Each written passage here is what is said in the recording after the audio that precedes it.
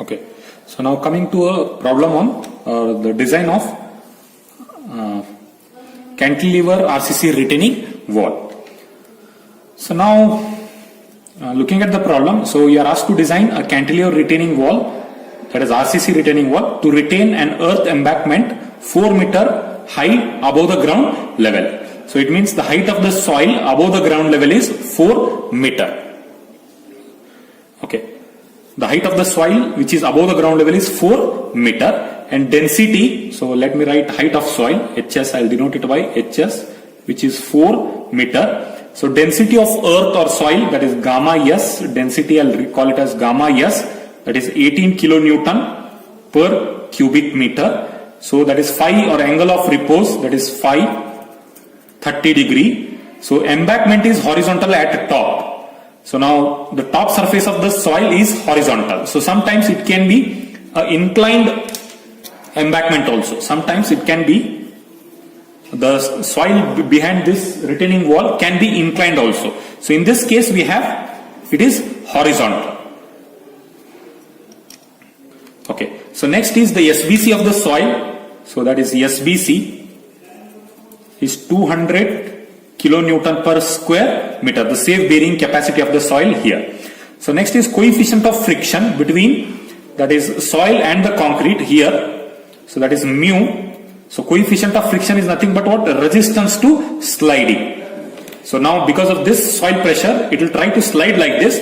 The friction will try to resist that. So which is denoted by coefficient of friction, and that is denoted by mu is equal to 0.5. Coefficient of friction is 0.5, and your grade of concrete, that is FCK, is 20 Newton per square mm, and Fy is 415 Newton per square mm. Okay, so now your first step is, we will be sizing of the gantry girder. So the first step should be,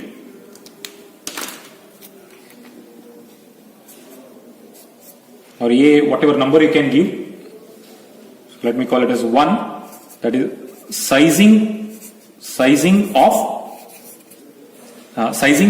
retaining wall. So first we have to fix the dimension of the retaining wall. So now so within that, let me call it as, within that the first step, so one by one will be roughly sizing all the dimension of the retaining wall, that is stem dimension and the base slab dimension, the thickness of the stem, thickness of the base slab, width of this. So this all we will be sizing. Now this is the isometric view of the retaining wall. So this is base slab and this is a stem which is running like this, and when you cut a cross section, when you cut a section of the retaining wall, this is what you will be seeing. This is base slab, this is stem, and this is the soil behind that, which is horizontal. Sometimes your stem can be a vertical rectangular element, or it can be a trapezoidal also. It can be, your stem can be sometimes a vertical element, so straight away like this, or it can be a trapezoidal like this. It can be a trapezoidal element also. So either of those two can be designed. Now for cantilever, trapezoidal happens to be more economical one and more effective in resisting the loads. For cantilever RCC retaining wall, now this trapezoidal arrangement, that is higher width at the bottom and tapered width at the top, will be more effective in resisting the loads rather than using a rectangular stem. So now coming to the sizing of retaining wall, now the first calculation you will be doing is the depth of foundation. Depth of foundation, that is, which we also call it as what? Founding depth. So it is nothing but what we are calculating is, so what will be the depth of the base slab from the ground level. Now this is your ground level, and the height of the soil they have told 4 meter. So what we are calculating is depth of foundation, which is, I will denote it by DF, which I'll be denoting it as DF. So now this depth of foundation or founding depth will give me the distance between ground level and to the bottom of the base slab or bottom of the foundation, and that DF is calculated as P divided by gamma.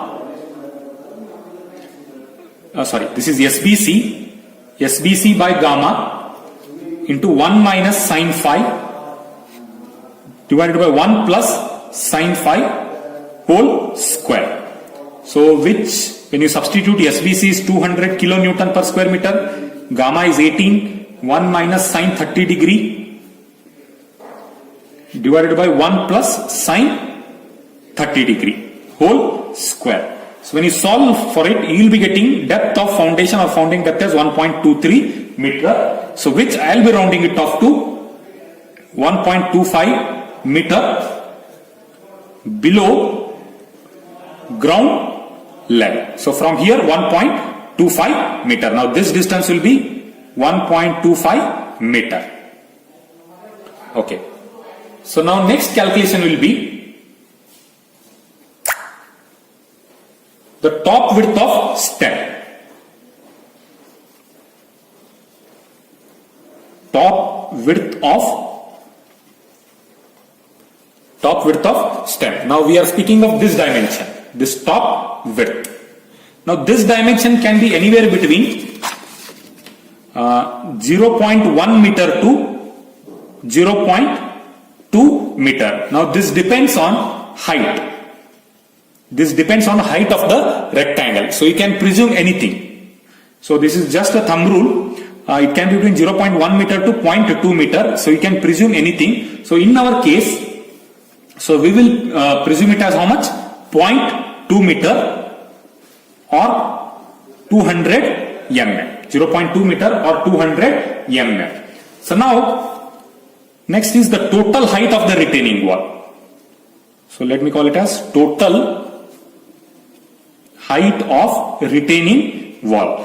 Now the soil above the ground level was 4 meter and the founding depth we have calculated is 1.25 meter. The total height of the retaining wall will be, which I will denote it by capital H. This is 4 plus 1.25, which will be 5.25 meter. So now this entire height I will denote it by capital H, which is 5.25 meters. 5.25 meters. So next is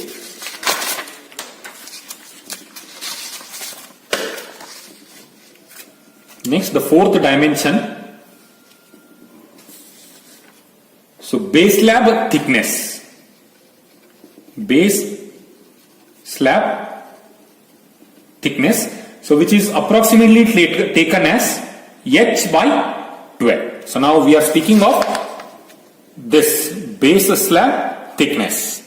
So now this thickness is taken as H by 12. Now just now we have seen the overall height of the retaining wall, H is 5.25 divided by 12, which is 0.4375 meter. So now say we are providing is how much? We can round it off. So these are all thumb rules. So to begin with, these are all the thumb rules we will have to follow. So with that we are getting 0.4375. So which we will be rounding it off to 0.45 meters or 450 mm. Okay. Now coming to the height of stem.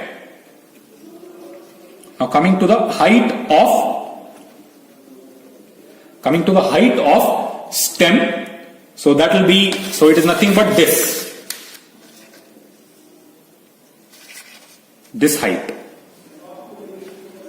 So height of stem, so let me call it as capital HS. Let me call it as, so H is stand for overall height, HS stand for height of stem. Now this overall height was 5.25 and the thickness we have seen just now as 0.45. Now height of stem will be 5.25 minus 0.45, so which will be 4.80 meters. Now coming to the next dimension, that is width of the base slab. total width of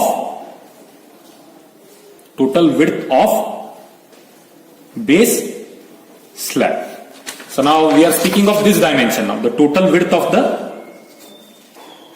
base slab, this total width which is denoted by B, and that approximately, again thumb rule says, width of the base slab is equal to 0.6 into overall height. 0.6 into overall height.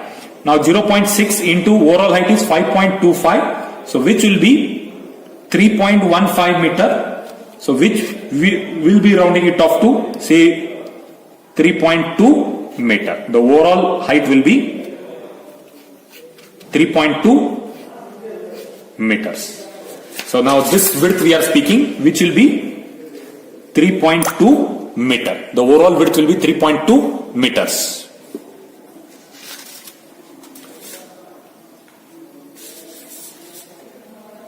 Okay.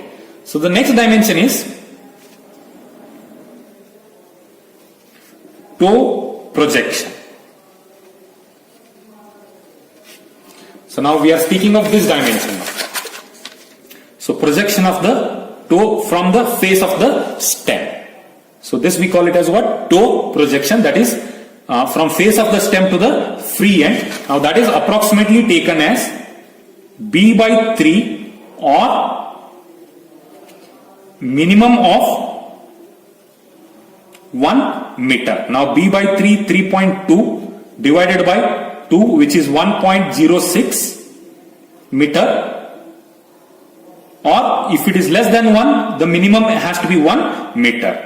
If this value, if it is less than 1 meter, so this minimum toe projection has to be 1 meter. Now in this case it is greater than 1, so which we will be rounding it off to how much? Say 1.1 meter.